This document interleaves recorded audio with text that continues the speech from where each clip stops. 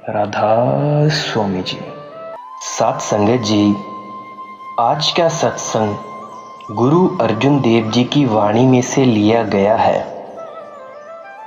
इससे पहले कि सत्संग शुरू किया जाए, आपकी सेवा में प्रार्थना की जाती है कि सत्संग का अर्थ क्या है।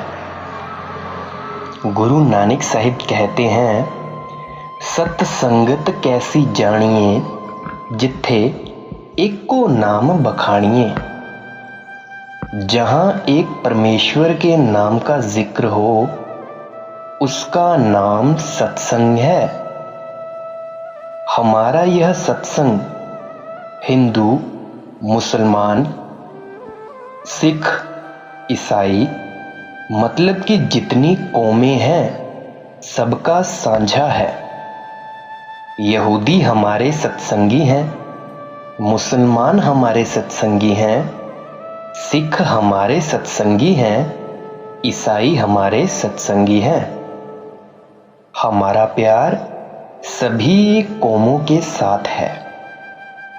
आजकल बंटवारे के मौके पर हम देखते हैं कि इतना जुल्म किसी बादशाह के वक्त नहीं हुआ जितना कि अब हुआ है। बेशुमार औरतों, मर्दों और बच्चों का खून हुआ है। बेशुमार लोग भागे फिर रहे हैं। खाने को रोटी नहीं, पहनने को लंगोटी नहीं, रहने को मकान नहीं। और हमें रोटी और मकान कमाने के लिए बहुत ही ज्यादा मुशक्कत करनी पड़ती है। इससे पहले के जमाने का इतिहास देखो, ऐसा जमाना कभी नहीं आया। किसी ने इस तरह अपना मुंह काला नहीं किया। अगर डर के मारे मस्जिदों में इकट्ठे हुए तो फेंको बम। अगर गुरुद्वारों में जान बचाने के लिए इकट्ठे हुए तो फेंको बम।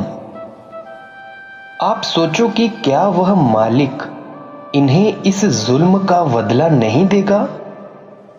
क्या वे दो यख नरकों में जाने का सामान नहीं कर रहे? या तो यह कह दो कि परमात्मा है नहीं, फिर जो मर्जी है करो और वेद शास्त्रों, ग्रंथ पोथियों को समुद्र में बहा दो। जब वेद पुराण, कुरान, इंजील सब ग्रंथ कहते हैं कि परमात्मा आपके अंदर है और आप उन्हें सच्चा मानते हैं, फिर यह अत्याचार क्यों? आपको बड़े प्रेम के साथ समझाया जाता है कि यहां से ना मुसलमानों को जाना है, न हिंदुओं को जाना है और न सिखों को जाना है। यहीं का यहीं रहना है। फिर आप दुश्मनी क्यों करते हो? मोहब्बत से काम करो, एक दूसरे से प्यार करो और अमन चैन के साथ रहो। कोई लुधियाना जाता है, कोई लाहौर जाता है, कोई हिंदुस्तान को छोड़कर पाकिस्तान जा रहा है, कोई पाकिस्तान को छोड़कर हिंदुस्तान आ रहा है, कोई हिंदुस्तान को छोड़कर अमेरिका, कनाडा जा रहा है। कोई मजहब जुल्म करने की इजाजत नहीं देता। ख्वाजा हाफिज जी फरमाते हैं, मैं खुर ओ मुसहफ बेसोस ओ आतिश अंदर कुआवजन, साकिने बुत खाना वाशो मुर्दम अजारी मुकुन। मुसलमानों में शराब पीना गुनाह है, लेकिन अगर तू शराब पी ले, कुरान शरीफ को जला दे और काबा को भी आग लगा दे तो शायद खुदा माफ कर दे। मगर आदमी का दिल ना दुखा, यह महापाप है जिसकी माफी नहीं हो सकती। क्योंकि शेख फरीद जी कहते हैं, चे तऊ पिरिया दी सिक हियाऊ न ठाहे कहीदा। हमें जानना चाहिए कि हमारा मजहब क्या कहना है।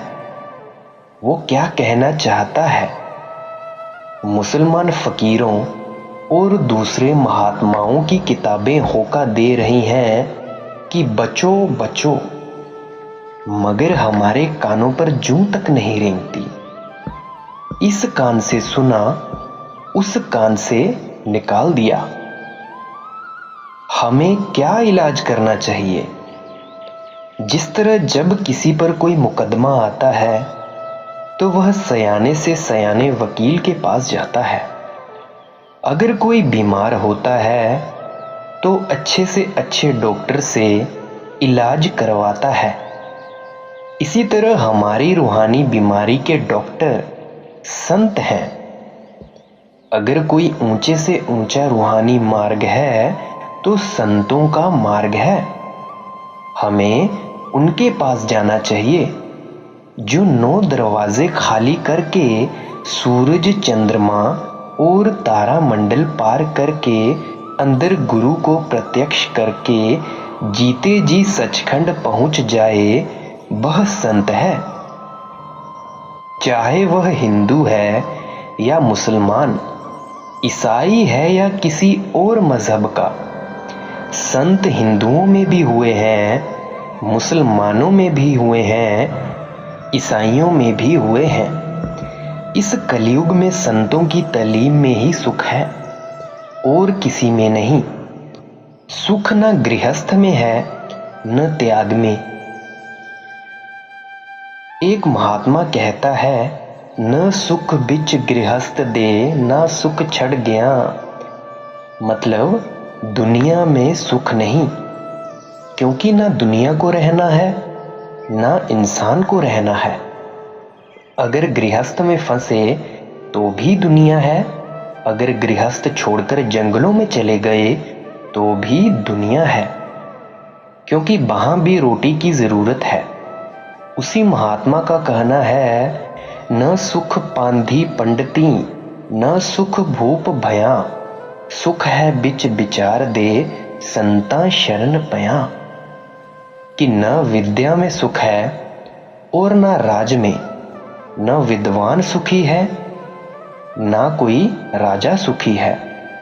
अभी आप जरा नजर फरमा के देखें, बड़े बड़े डिक्टेटर हुए हैं, क्या वो सुखी थे? जवाब आया, कोई नहीं। अगर सुख है तो साधु संतों की शरण में, वाणी के विचार में। और संत क्या कहते हैं कि जीते जी मरो। अगर यहां से कोई निकलने का रास्ता है तो नम्रता है, प्रेम प्यार है। संत हमें नम्रता सिखाते हैं। गुरु नानक साहिब ने धुरधाम पहुंचकर भी दम नहीं मारा, बल्कि कहते हैं कि हमें कुछ नहीं आता। जो धुरधाम पहुंच गए उन्होंने भी दम नहीं मारा। मैं तो अभी यहां बैठा हूं, अगर मैं कहता हूं कि मैं संतों का दास हूं तो मैंने क्या बुरा किया है? 5वीं पातशाही श्री गुरु अर्जुन साहिब जी अपना तजर्बा, पिछले जन्मों की हिस्ट्री बयान करते हैं कि हमने उनमें क्या क्या काम किए। कहते हैं कि हमने बेशुमार किताबें पढ़ी, वेदों पर विचार किया, नयोली कर्म किया, आंतें धोई और योगाभ्यास किया, लेकिन ना काम घटा, ना क्रोध घटा, ना मोह घटा और ना अहंकार, बल्कि अहंकार ज्यादा हो गया कि मैं आलिम, मैं फाजिल, मैं वेद पाठी। बीमारी और बढ़ गई। आप सोचो, रावण से बढ़कर वेदों का पाठ करने वाला और कोई नहीं था। वह चारों वेदों का पंडित ही नहीं, टीकाकार भी था। रावण के वेद भाष्य के मुकाबले कोई वेद भाष्य नहीं, मगर उसकी करनी क्या थी? उसने सीता का हरण किया, जिसकी रामलीला में नकल बनाकर हम हर साल जलाते हैं। सो बहुत सारी किताबें पढ़ने का कोई फायदा नहीं। किताबें सिर्फ वाकफियत या जानकारी देती है। अगर किताबें पढ़कर अमल न करें तो कोई फायदा नहीं। किताबें पढ़ने से रूह अंदर नहीं जाती, बल्कि अभ्यास करने से जाती है। अगर 4 वेद भी पढ़ लिए, 18 पुराण भी पढ़ लिए, 9 व्याकरण भी पढ़ लिए, 6 शास्त्र भी पढ़ लिए, लेकिन रूह नाम के साथ न जुड़ी तो कोड़ी काम की नहीं। हमारे अंदर नाम है, हमें अपनी रूह को उसके साथ जोड़ना चाहिए। वाणी का एक एक लफ्ज करोड़ करोड़ रुपए का है और हृदय में बिठाने वाला है। अगर एक लफ्ज भी हृदय में बैठ जाए तो जिंदगी पलट जाती है। अब कहते हैं कि सिवाय नाम के सारे कर्म किए, मगर काम क्रोध लोभ मोह अहंकार न घटा और उनका साथ न छूटा, बल्कि अहंकार हो गया कि हम वेद पाठी हैं। यह गुरु अर्जुन साहिब जी ही नहीं कह रहे, बल्कि मुसलमान फकीर भी कहते हैं। बुल्ले शाह कहते हैं, इल्मो बस करियो यार, इक्को अल्फ तेरे दरकार। बोता इल्म अजाजील ने पढ़िया, चुग्गा चाहा उससे दा सड़िया। सब आलिम सब विद्वान टक्करे मार मार कर रह गए, मगर अंदर नहीं गए। गुरु नानक साहिब जी होका देते हैं, पढ़िए जेते बरस बरस, पढ़िए जेते मास, पढ़िए जेते आरजा, पढ़िए जेते सास। नानक लेखै एक गल, होर हो मैं चखना चाख। मतलब अगर हम बरसों तक पढ़ते जाएं, एक एक महीना पढ़ते जाएं, सांस सांस के साथ भी पढ़ते जाएं, पर अगर हमारे अंदर का हो मैं, हमारा घमंड नहीं मरा, तो वो सब बेकार है, बेफालतू है। अगर रूह अंदर नहीं गई, नाम के साथ नहीं जुड़ी, तो कुछ भी नहीं बना। हम पाठ करते हैं, बजाय छूटने के और बंध गए। ज्यों बचपन से गीता पढ़नी शुरू की, सारी उम्र गीता ही पढ़ते रहे। उनसे पूछो कि अंदर रोशनी हुई, जवाब आता है कोई नहीं। अंदर कृष्ण भगवान मिले, कोई नहीं। जो तप आदि करते हैं, उनसे पूछा कि कभी अंदर पर्दा खुला है, जवाब आया कोई नहीं। अगर मिश्री मिश्री कहते रहो तो मुंह मीठा नहीं होता, अगर मिश्री खा लो तो मुंह मीठा भी हो जाता है और तृप्ति भी हो जाती है। सो गुरु अर्जुन साहिब जी कहते हैं कि जो वेद शास्त्र ग्रंथ पोथियां कह रहे हैं वह करो, सिर्फ पढ़ने से फायदा नहीं। गुरु अर्जुन साहिब जी कहते हैं, हम तजर्बा कर चुके हैं, यह कायदा परमात्मा से मिलने का नहीं। एक आदमी मिला, कहता है मैंने ग्रंथ साहिब के 800 पाठ किए हैं। मैंने पूछा कि कभी रूह अंदर गई है, कभी प्रकाश देखा है? तो जवाब आया कोई नहीं। 800 पाठ किए, लेकिन रूह अंदर नहीं गई। अंधे की तरह आया, अंधे की तरह चला गया, दौड़ता आया, दौड़ता चला गया, ध्यान न दिया कि गुरुवाणी क्या कह रही है। आम दुनिया पढ़ने को मुक्ति समझती है, मगर नहीं। अगर आपके पास खाना बनाने की किताब हो और आप उसे प्रेम के साथ पढ़ते जाएं कि जलेबियां ऐसे बनती हैं, पूरियां ऐसे बनती हैं या मिठाई ऐसे बनती है, तो क्या आपका पेट भरेगा या स्वाद आएगा? आप खुद ही अब मुझे जवाब देंगे कि ना तो पेट भरेगा ना स्वाद आएगा। पर अगर आप किताब के मुताबिक खाना बना लें तो पेट भी भरेगा और स्वाद भी आएगा। ये लोग सिर्फ पढ़ने को ही मुक्ति समझते हैं, मगर नहीं। यह जीते जी मरना है। जो कुछ करना है इसी मनुष्य जन्म में करना है, मरने के बाद का उधार नहीं। गुरु अर्जुन साहिब जी कह रहे हैं कि ये कर्म हम पिछले जन्मों में कर चुके हैं, इनसे मुक्ति नहीं मिलती। हार परयो स्वामी कै दुआरे दीजै बुद्ध विवेका। जब किताबें पढ़ने और दूसरे कर्म करने से कुछ न बना तो हार कर परमेश्वर से विनती की कि ऐ मालिक, ऐ परमात्मा, ऐ परवरदिगार, हमें वह बुद्धि दे जिसके द्वारा तू मिलता है। आप सोचो, यह निंदा नहीं है। हमारे वेद शास्त्र क्या चीज है, मैं अभी बताता हूं।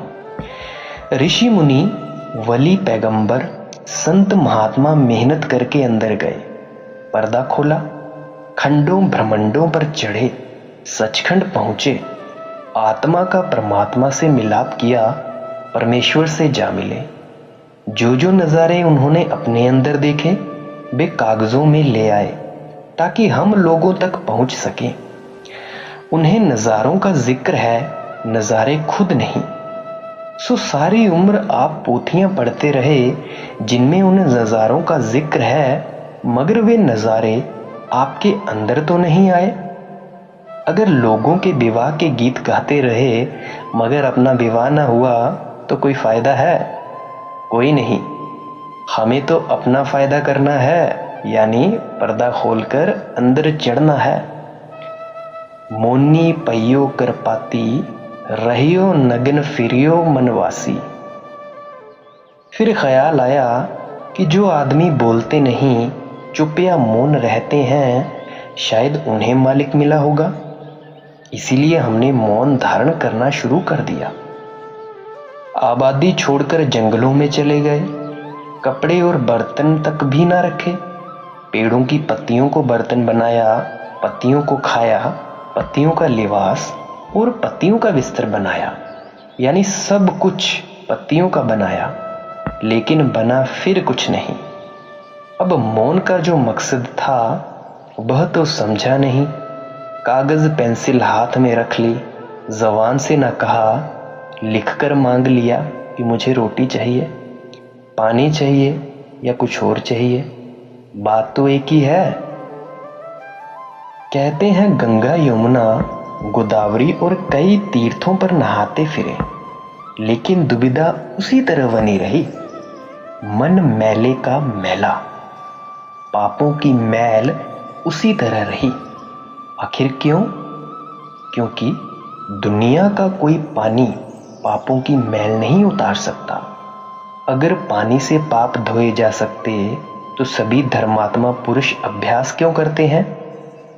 असली तीर्थ तो भजन करने से अंदर जाकर मिलेगा, जिसे कबीर साहिब जी ने मान सरोवर, गुरु साहिब ने अमृतसर और ऋषि मुनियों ने प्रयाग कहा है।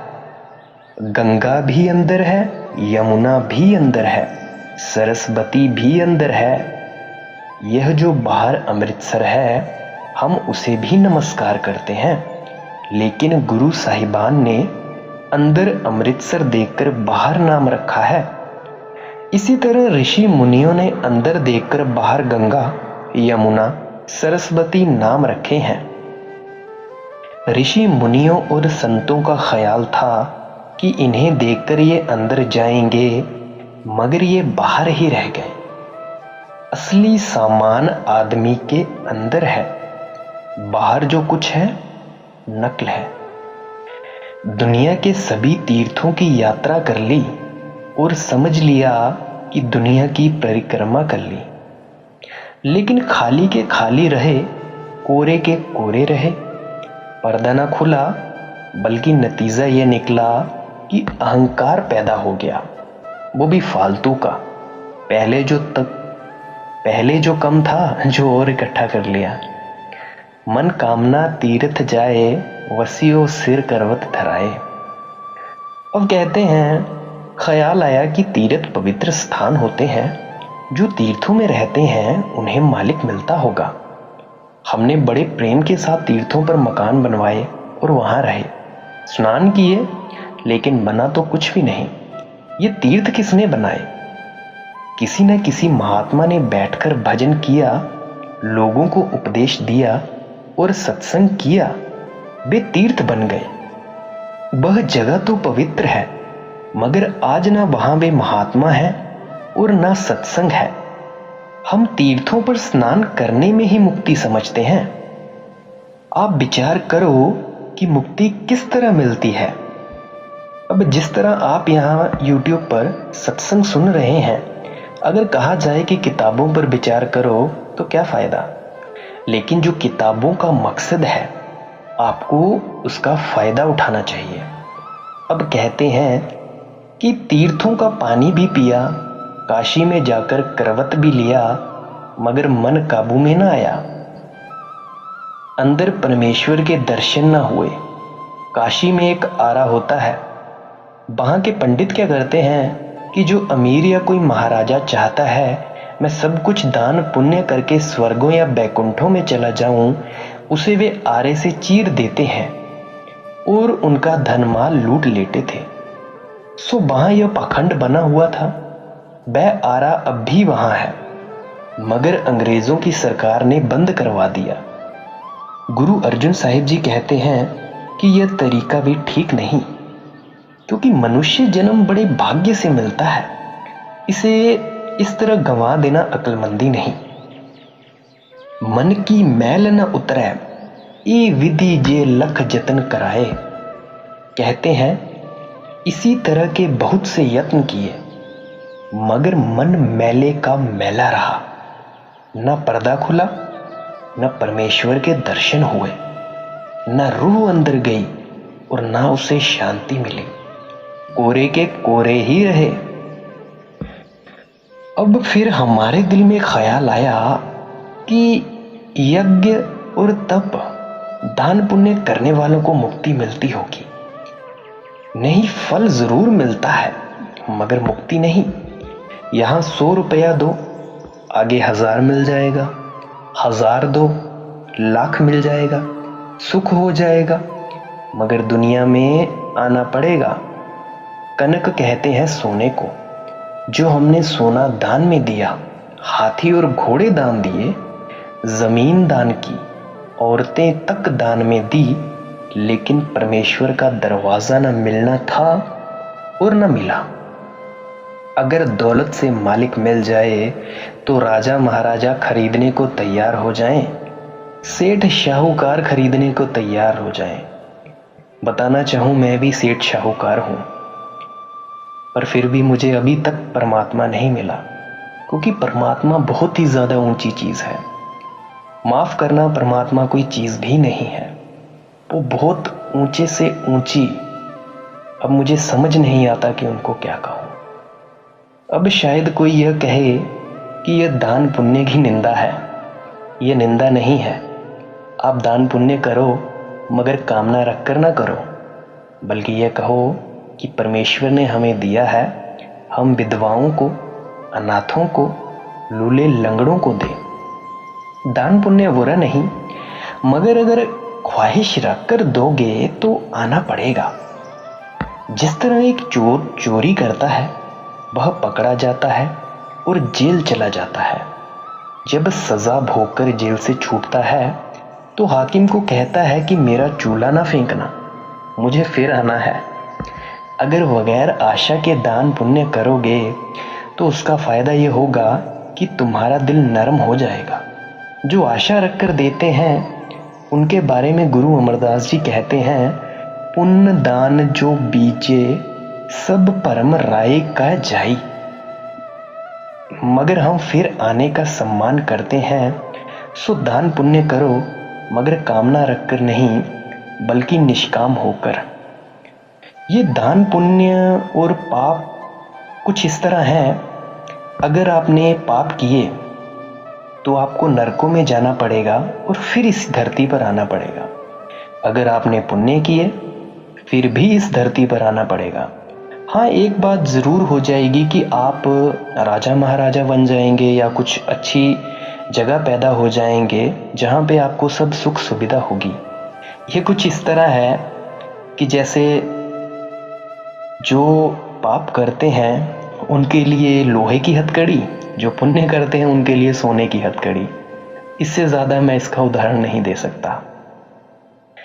कबीर साहिब जी कहते हैं, सुखिया सब संसार है, खावे और सोवे, दुखिया दास कबीर है, जागे और रोवे।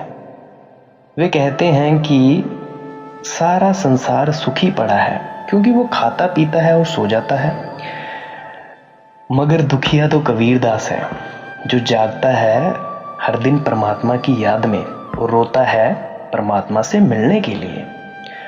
नाम कोई आसानी से तो नहीं मिलता और बिना नाम मुक्ति नहीं।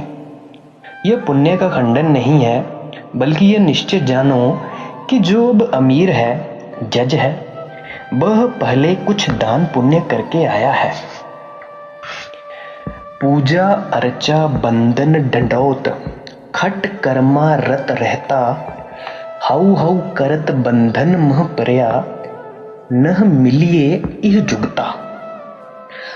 अब आगे फरमाते हैं कि वेद शास्त्र पढ़े, षट कर्म किए, मगर मालिक ना मिला। षट कर्म कौन से हैं? दान देना और दान लेना, यज्ञ करना और यज्ञ करवाना, विद्या पढ़ना और विद्या को पढ़ाना। इन कर्मों का फल वापस दुनिया में आकर भोगना पड़ता है। फिर अहंकार हो गया कि मैं आलिम, मैं दानी, बीमारी और बढ़ गई। गुरु नानक साहिब जी कहते हैं, पढ़िया मूर्ख आखिए, जिस लब लोभ अहंकारा। यह युक्ति परमात्मा से मिलने की नहीं। अब कहते हैं कि हमें वह युक्ति मिले कि हम यहां आए ही नहीं, इस दुनिया की शक्ल ही ना देखें। बेशुमार दुनिया पूजा करती है, कोई देवी की पूजा करता है, कोई देवता की, कोई पत्थर की, कोई पानी की, कोई सांप की, कोई भूत प्रेत की, कोई कुछ तो कोई कुछ। जिसकी पूजा करते हैं मरकर वहां जाएंगे। संत महात्मा कह रहे हैं, किताबें कह रही हैं कि यह युक्ति परमेश्वर से मिलने की नहीं। जोग सिद्ध आसन 84 ए भी कर रहिया, बड्डी आरजा फिर जन्मै, हर सियु संग न गैया। फिर दिल में ख्याल आया कि जो प्राणायाम करते हैं, योगाभ्यास करते हैं, उन्हें परमेश्वर मिलता होगा। प्राणायाम का मकसद है सांसों को रोकना और छोड़ना। मैं भी पहले ये किया करता था। हम रोज लगभग 22,000 सांसें लेते हैं। अगर हम थोड़े सांस लें तो उतनी उम्र बढ़ सकती है, मगर जितने सांस लेकर आए हैं उतने ही भोगेंगे। बताना चाहूं कि ये जो हमारी उम्र है, इसको ना तो दिनों में मापा जा सकता है, ना तो महीनों में, ना तो सेकंडों में। इसको मापा जाता है सांसों में, कि जितनी सांसें अंदर गई, जितनी सांसें बाहर आई, उतनी ही हमें भोगनी है। मान लीजिए आपने 1 महीना सांस नहीं ली, तो 1 महीना आपकी और ज्यादा उम्र हो जाएगी। सो ये सब योगाभ्यास है। असली मुक्ति नाम में है और नाम इसके अंदर है। यह अंदर जाता नहीं तो मुक्ति होती नहीं। कहते हैं कि हमने योग भी सीखा, प्राणायाम भी किया, उम्र बढ़ा ली, मगर मन कोरे का कोरा ही रहा। ना रूह अंदर गई, ना मुक्ति हुई। अब हमें विचार करना चाहिए कि जब योग करने से परमेश्वर नहीं मिलता, षट कर्म करने से परमेश्वर नहीं मिलता, दान पुण्य करने से परमेश्वर नहीं मिलता, यज्ञ तप करने से परमेश्वर नहीं मिलता, किताबें पढ़ने से परमेश्वर नहीं मिलता, तो फिर हमें क्या करना चाहिए? राज लीला राजन की रचना, करया हुक्म अफारा, सेज सोहनी चंदन चुआ, नरक कोर का द्वारा। ख्याल आया कि शायद राजा महाराजाओं को मिलता होगा, क्योंकि राजाओं के 70 पीरों की करामात होती है। हमने राज हासिल किया और बड़ी जबरदस्त हुकूमत की। जब राज मिला तो अच्छे अच्छे नाच रंग ऐशो इशरत हंसना खेलना भी हमारा शौक रहा। फिर लौटकर यहीं आना पड़ा। जब विषय विकार भोगे तो सीधा नरकों में जाना पड़ेगा। अब सवाल पैदा हुआ कि वह कौन सा उसूल है जिससे हमारा जन्म मरण खत्म हो जाए, शांति मिल जाए, हम इस दुनिया में फिर ना आए, जीते जी तसल्ली हो जाए कि हमें सीधी राह मिल गई है। हर कीरत साध संगत है, सिर करमन कै कर्मा। श्री गुरु अर्जुन साहिब जी सब कुछ कहकर अब मतलब की बात की ओर आते हैं कि मुक्ति का जरिया हरि कीर्तन है। अब जरा गौर से समझने वाली बात है कि हरि कीर्तन क्या है। जो बाहर के बाजे हैं वे मन को खुश तो करते हैं, मगर घंटे 2 घंटे के लिए। उनके साथ मर ठहर तो जाता है, मगर थोड़ा सा। मगर हरि कीर्तन मीठे से मीठा राग है, प्यारी से प्यारी आरती है, जो आपके अंदर दिन रात हो रही है। आप सो जाओ, वह सोती नहीं। वह हिंदुओं के अंदर भी है, सिखों के अंदर भी है, ईसाइयों के अंदर भी है। मतलब कि स्त्री हो या पुरुष, हम सबके अंदर है। आप सोचो, जब हमारे हाथ कान नाक मांस कुल दुनिया में एक जैसे हैं, तो मन और रूह भी एक जैसे हैं और अंदर कीर्तन भी एक जैसा ही है। हाँ, अगर कुछ फर्क है तो रंगों का। जो ठंडे मुल्कों में रहने वाले हैं उनका रंग गोरा है और बाकी मुल्कों के लोगों का रंग दर्जा व दर्जा काला है। यह नहीं कि हिंदुओं का और है और मुसलमानों का और है, क्योंकि एक ही मसाला है।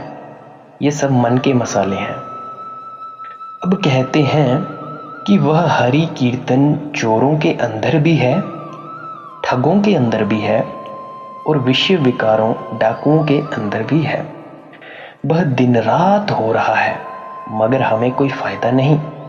जिस तरह आपके घर में हजारों रुपए दबे हों, मगर आप बाहर कोड़ी कोड़ी मांगते मर जाएं, तो उन रुपयों का आपको क्या सहारा है? कहते हैं कोई नहीं। इसी पर परमात्मा ने वह दौलत सबके अंदर रखी हुई है। अगर कोई महात्मा बता दे कि आपकी दौलत यहाँ पड़ी हुई है और आप उसे निकाल लें तो आप अमीर हो जाएंगे। दौलत तो सबके अंदर है, मगर हम निकालते नहीं।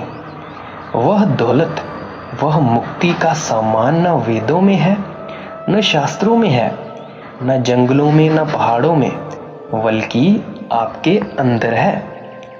जब तक आप अंदर नहीं जाते वह नहीं मिलती।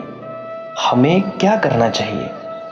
हम किसी महात्मा से मिले, वह हमें अंदर जाने की राह बताए और हम अपने अपने मजहब में रहते हुए अंदर जाकर उस राग को सुने, ताकि हमारी मुक्ति हो जाए। हिंदू हिंदू होकर जाए, मुसलमान मुसलमान होकर रहें, ईसाई ईसाई होकर रहें। ज्यों ज्यों सुनोगे त्यों त्यों लज्जत आएगी। कौड़ी खर्च नहीं होती, मरने के बाद का उधार नहीं। बाकी जितने मजहब हैं मरने के बाद मुक्ति बताते हैं, मगर संत मत यह नहीं कहता, बल्कि कहता है अभी कर अभी ले। ऋषि मुनि कहते हैं तेरे अंदर राग हो रहा है। वेद शास्त्र कहते हैं कि तेरे अंदर राग हो रहा है, उसके बगैर बाकी सब कहानियां हैं। ज्यों ज्यों अंदर जाओगे रोशनी बढ़ती जाएगी, फायदा होगा। कुरान शरीफ कहता है कि तुम्हारे अंदर सिरातुल मुस्तकीम सीधी राह है। 14 तवक है, 14 लोक हैं, मगर हम सब कुछ भूल गए हैं। हमें दुनिया का नशा चढ़ा हुआ है, बाल बच्चों का नशा चढ़ा हुआ है। जब तक हम 9 दरवाजे छोड़कर 6 चक्रों को तय करके आंखों से ऊपर नहीं जाते, तब तक वह राग सुनाई नहीं देगा। अगर एक बार मेहनत करके ऊपर चढ़कर आधा घंटा भी सुन लें तो काम क्रोध सो जाते हैं और जन्मों जन्मों की सोई हुई रूह जाग जाती है। यह सबसे श्रेष्ठ और ऊंचे से ऊंचा कर्म है, सारे संसार के लिए है, सबकी जायदाद है। यही गुरु नानक साहिब जी, कबीर साहिब और दूसरे फकीर कहते हैं, चरण साध के तोए तोए पीऊ, अरप साध कऊ अपना जीव, साध की धूर करहो इंसान, साध ऊपर जाइए कुर्बान। दुनिया साधों को ढूंढती है, मैं कहता हूं कि पूर्ण साध पार ब्रह्म में जाकर बनता है। सो गुरु अर्जुन साहिब जी कहते हैं, सारी इबादतों से ऊंची इबादत कौन सी है? फिर आप ही जवाब देते हैं कि उस आकाशवाणी के साथ अपनी रूह को जोड़ना जो इसके अंदर हो रही है। मुक्ति का कोई और साधन दुनिया में है ही नहीं। अगर कोई मुक्ति दिलाने वाली ताकत है तो वह है, वह हर एक के अंदर है। जिस तरह विद्या की ताकत बगैर उस्ताद के नहीं मिलती, उसी तरह नाम की दौलत बगैर गुरु की नहीं मिलती। कई ऋषियों ने कहा कि हम तपस्या करके अंदर जाएंगे और मालिक से मिलेंगे, मगर सब धोखा खा गए। श्रृंगी ऋषि ने 88,000 वर्ष तप किया, यहां तक कि जब भूख बहुत तंग करती तो 8 पहर में एक बार पेड़ को चाट लेता था। नतीजा क्या हुआ? राजा दशरथ की भेजी हुई औरतों ने साथ ले जाकर यज्ञ करवा लिया। विश्वामित्र ने 60,000 साल तप किया। मेनका परी ने आकर शकुंतला पैदा कर दी, जिसका शकुंतला नाटक आप रोज बाजारों में देखते होंगे। मन लज्जत का आशिक है। हम 9 दरवाजों में बैठे हैं, 2 सुराख कानों के, 2 नाक के, 2 आंखें, 1 मुंह और 2 नीचे के। जब तक हम 9 दरवाजों से ऊपर नहीं उठते, नाम नहीं मिलता। जब हमें कोई महात्मा मिले, हम कमाई करें, 9 दरवाजे छोड़कर ऊपर पहुंचें तो नाम मिलता है। यहां तक पहुंचना इसका अपना धर्म है। जब यह अपना धर्म पूरा करेगा तब वह लज्जत आएगी। वह लज्जत, वह मुक्ति का सामान अंदर है। कहो नानक तिस पइयो परापत, जिस पूरब लिखे का लहना। अब गुरु अर्जुन साहिब जी कहते हैं कि है तो सबके अंदर, मगर उसको लेता कौन है? फिर आप ही जवाब देते हैं कि जिसके बड़े ही ऊंचे भाग्य हों, जिनके बड़े श्रेष्ठ कर्म हों, वे नाम की ओर आते हैं। गुरु और ऋषि मुनि, संत महात्मा, फकीर जिसकी महिमा करते हैं, वह नाम है। बाहर से लाना नहीं, आपके अंदर है, आपकी चीज है। अब सवाल पैदा हुआ, निकालता कौन है? जिसके बड़े ऊंचे भाग्य हों, जिसे परमेश्वर मुक्ति देना चाहे। अब यह दौलत चोरों, ठगों, डाकुओं के भी अंदर है, स्त्रियों के भी अंदर है, मतलब है सबके अंदर। मगर जब तक मेहनत न करे मिलती नहीं। अब ना वेदों में मिलती है, ना मोल मिलती है और ना खेतों में उगती है। तेरा सेवक यह रंग माता। अब श्री गुरु अर्जुन साहिब जी कहते हैं कि जो अंदरूनी राग, आकाशवाणी और कलमे को सुनकर उस रंग में रंग जाए, वह रब का बंदा है। वैसे कोई जीव उससे खाली नहीं। अब अपने अपने मन को झांक कर देखें, क्या हम अंदर जाते हैं? कोई नहीं। अब कहते हैं कि चाहे मुसलमान होकर अंदर जाओ, चीज सबके अंदर है। मगर हम अंदर नहीं जाते। जो अंदर जाकर इस नाम के रंग में रंग गया वह मालिक का बंदा है, उसकी विसाल होता है। बाकी सारे संसार के लोग मन के बंदे हैं। सारे महात्मा यही कह रहे हैं, और चाहे कितना पाठ कर लो, पढ़ लो, मुक्ति नहीं होगी।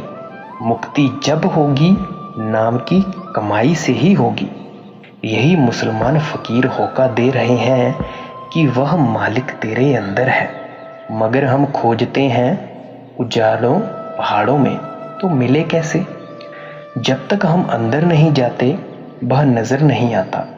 ये आंखें फनाह नाशवान हैं और बजाते खुद रोशन नहीं। जिस तरह सूरज, चंद्रमा, तारे, बिजली या लैंप आदि पांचों चीजों में से कोई भी ना हो, वहां ये काम नहीं कर सकती। अभी हम सूरज के आसरे देख रहे हैं, रात को चंद्रमा के आसरे देखेंगे या बिजली, सितारों या लैंप के। पयो कृपाल दीन दुख भंजन, हर हर कीर्तन इह मन राता। अब गुरु अर्जुन साहिब जी कहते हैं कि जिसका मन इस रंग में रंग जाए उसको परमेश्वर दरवाजा खोलकर गले से लगा लेता है, उसकी मुक्ति हो जाती है। सारे संसार के लिए एक ही दवा है। जब परमात्मा एक है तो उसके मिलने का रास्ता भी एक ही है।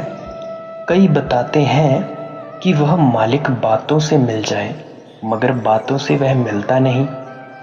कईयों ने ग्रंथ साहिब के 100 पाठ किए, मगर यह नहीं सोचा कि वह कहता क्या है। ना अंदर गए, ना अंदर की राह खोजी, मगर बाहर बाजे बजा बजा कर उम्रें गवा दी। सो साथ संगत जी, एक पूरे गुरु के पास जाइए, उनसे नामदान लीजिए, भजन सिमरन कीजिए, मुक्ति तभी होगी। मेरे वचनों को बड़े ही ध्यान से सुनने के लिए शुक्रिया। राधा स्वामी जी।